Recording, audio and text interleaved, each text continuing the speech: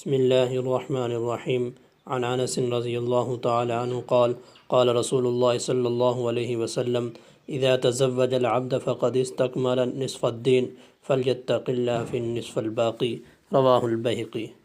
نبی کریم صلی اللہ علیہ وسلم نے ارشاد فرمایا، جب بندہ شادی کر لیتا ہے یعنی نکاح کر لیتا ہے تو وہ اپنا نصف دین کو مکمل کر لیتا ہے. اب اس کو چاہیے وہ باقی نصف دین میں اللہ رب العزت سے ڈرتا رہے. دوستو، اس حدیث کو سمجھنے کے لیے ایک دوسری حدیث کی طرف غور کیجئے.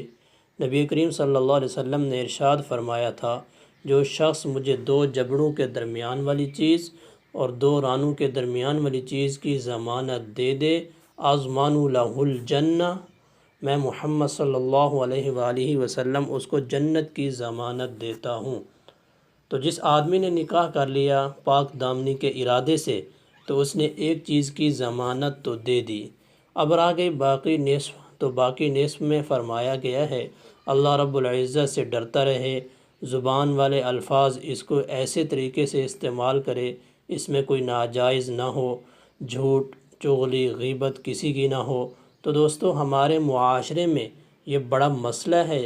جو نصف دین کو جو مکمل کرنے والی چیز ہے وہ نکاح ہے، اس میں بلا وجہ تاخیر کی جاتی ہے. لڑکوں کے نکاح میں بھی ایسا ہی ہے، لڑکیوں کے نکاح میں بھی ایسا ہی ہے.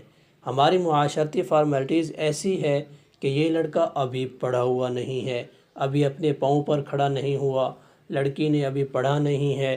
یہ ساری چیزیں رکاوٹ نہیں ہونی چاہیے.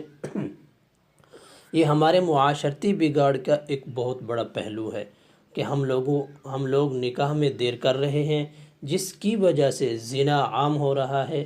تو اس لیے ہمیں چاہیے نکاح جلدی کریں، اور باقی نصف دین کے بارے میں جو ہم نے آدھا نصف دین جو مکمل کر لیا نکاح کر کے، جو باقی نصف دین ہے اس کے بارے میں اللہ رب العزت سے ڈرتے رہیں. السلام علیکم ورحمۃ اللہ وبرکاتہ.